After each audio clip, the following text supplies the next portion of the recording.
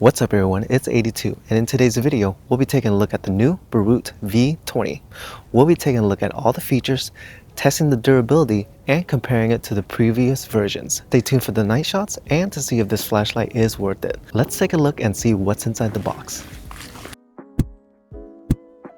Inside the box is the flashlight, manual, USB-C cable, keyring, 2 light diffusers, the clip, and the lanyard. Just like the previous version of this flashlight, there are 2 color choices, black and white. Let's take a look at all the functions of this flashlight. The button on the right controls the main lights. Holding down the button will turn the light to turbo mode, which is the brightest setting. Double-click the main light switch will turn on the flashlight. Single press to cycle through the brightness. Long press to turn off the flashlight. There's a memory function on the flashlight, so it remembers the last brightness setting. A double click will turn the side lights on. A single click will cycle through the light modes. We have green, red, blue, flashing red, and blue. It flashes purple when left for a long time. The UV light is now located on the side. Triple click to access the red lights. This is a great addition to the flashlight, great for camping. The alarm function is now back on this flashlight. Press and hold to activate the sirens. It sounds much louder than the previous version.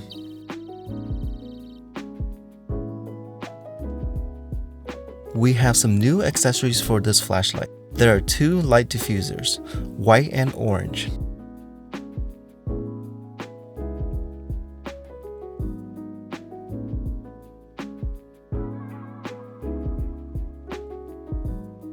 On the flashlight tail, you can add a keyring or a lanyard. I think the lanyard is pretty cool, but I prefer the keyring. Here's what the keyring looks like when attached to my wallet. Let's compare the new V20 to the previous versions.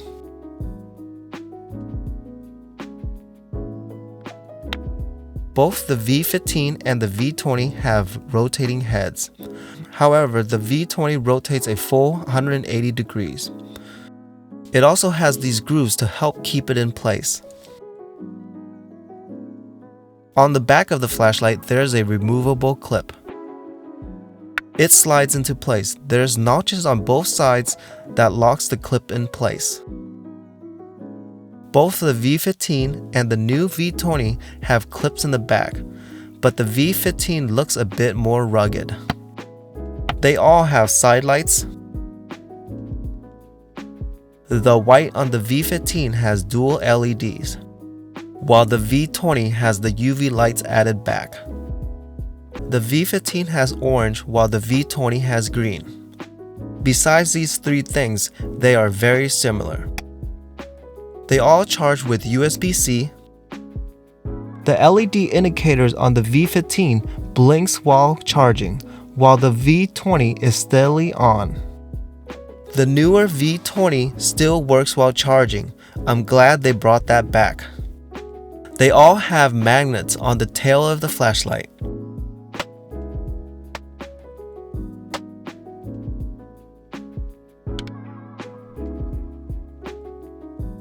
Here's some size comparison between the flashlights. They are lined up from smallest to largest.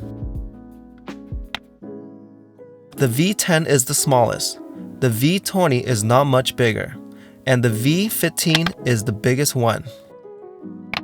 Here's the light configurations on the flashlight. The V10 has dual beams and UV lights. The V20 have dual beams with dual red LEDs.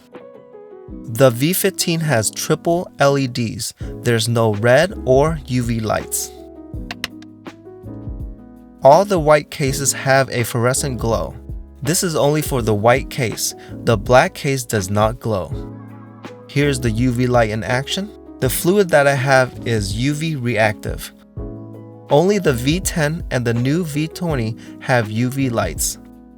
Let's do some durability testing to see how well this flashlight holds up. This is the impact test. This is the drop test. Drop this flashlight 50 times, 5 feet up in the air. Here are the results of that test. The body of the flashlight is fine, it didn't break or crack. On the head of the flashlight there's a bunch of scratches. But overall it's fine and still working. This little side cover did fall out, but I pressed it back into its place. Testing to see if dirt is an issue for this flashlight. This is fine sand that I'm using.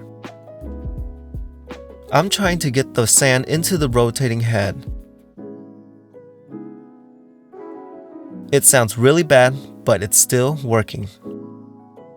With the grooves, it did a lot better than the previous version of this flashlight.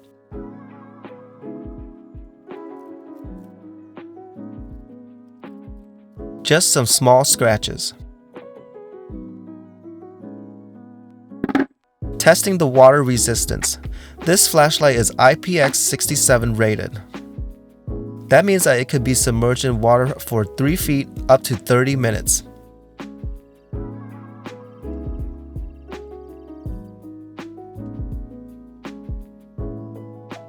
Let's take some water and freeze it. It's a bit extreme, but let's see how it does. I froze it for 2 days.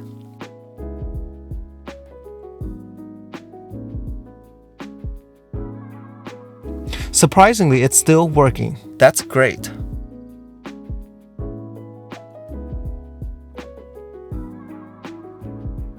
Let's do some night tests. Scanning the yard. This is the flashlight on its brightest setting, turbo.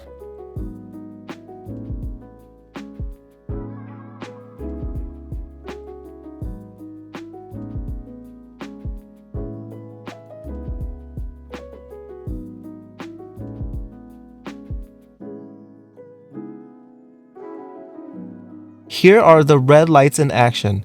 It's pretty bright for reds. This is what the side lights look like at night.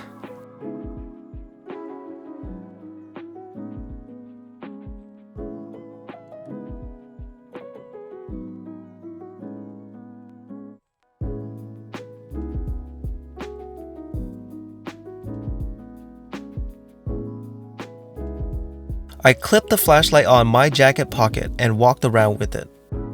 The flashlight is on high. The flashlight is mounted chest height. I like the hands-free operations.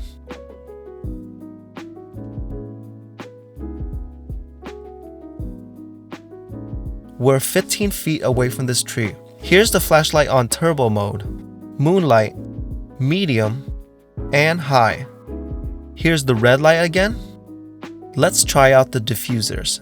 Testing to see how well the light is diffused.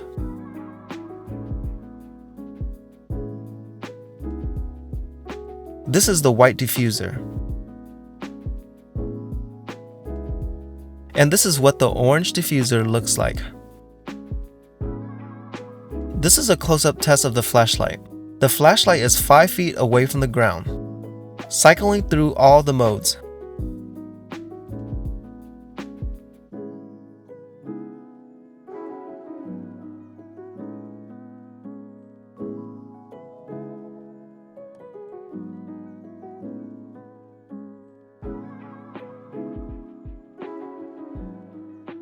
This is what the side lights look like.